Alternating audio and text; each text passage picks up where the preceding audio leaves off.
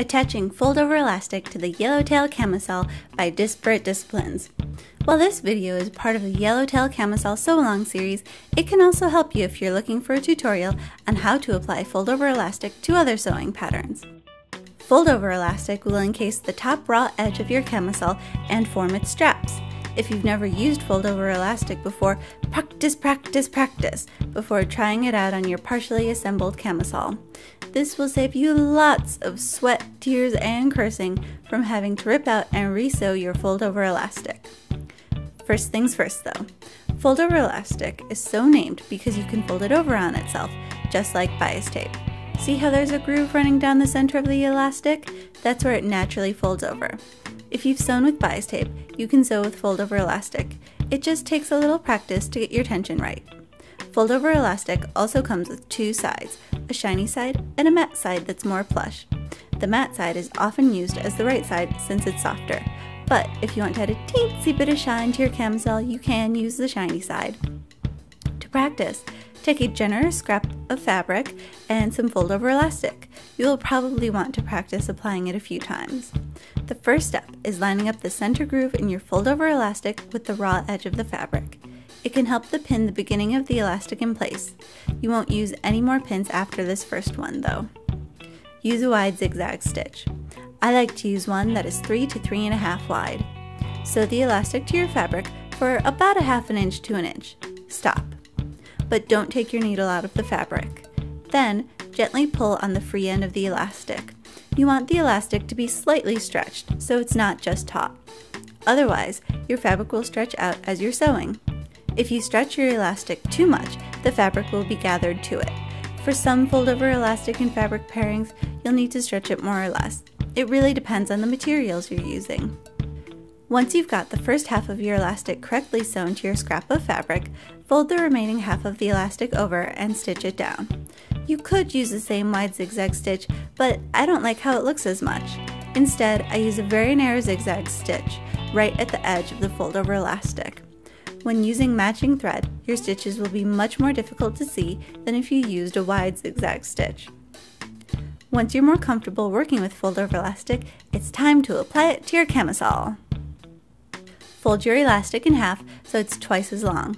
Find the center of your piece of elastic and match it up with the center back of the camisole, which is at the tip of the back triangle. Walk your elastic along the back of your camisole, but do not pin it down. I like to go towards the left side since I find it easier to sew from that direction. Once you get to the end of your fabric, you will have reached the armhole. If you like, you can pin your elastic down here. Line it up as before with the center groove flush with the raw edge of the elastic. Note that the raw edge of the fold-over elastic will not be flush with the raw edge of your armhole. The long tail of elastic that's hanging off the edge of the armhole will form one of your straps. Then, stitch 1/2 down as you did with a wide zigzag stitch when practicing. When you near the bottom of the armhole, stretch your elastic a little more. If the fabric puckers slightly, that's okay. This extra pulling will help keep your camisole tight, but not uncomfortably so, under your arms. Once you've cleared the armhole, go back to the slightly looser tension you were first using when pulling on your elastic. Otherwise, the back of your camisole will become puckered. At the center back, be careful not to stitch over the tip of the back triangle. When you get to the remaining armhole, pull a little tighter on your fold-over elastic again. Then go back to a looser tension when you start to go up the side of the armhole. Now take a gander at your work. Is it puckering anywhere it shouldn't be?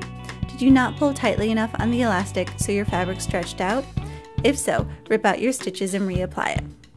Once things have been done to your liking though, it's time to fold the other half of the elastic over.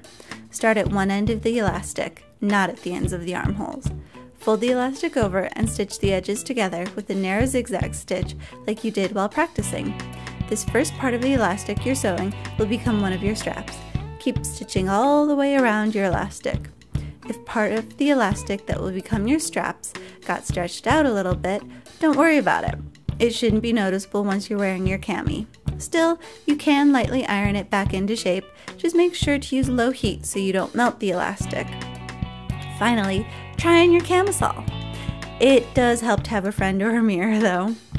Pin the ends of your straps down at the notches that were along the back of your camisole. If you can't see them because you sewed over them, don't worry. Just pin the straps down where you think it looks best. Then, taking care not to stick yourself with pins, try your camisole on with the bra you plan to wear it with. Do the ends of the straps need to be moved to cover your bra straps? Should the straps be longer or shorter? When adjusting the straps, you can slightly raise or lower the front of your camisole depending on how much cleavage you want to expose. But you can't do it too much or the rest of your camisole won't fit well. Once you've got your straps in place, stitch the ends down. Stitch in 2 places, along the line of stitching you made when finishing the back of the camisole and where the straps meet the top of the camisole.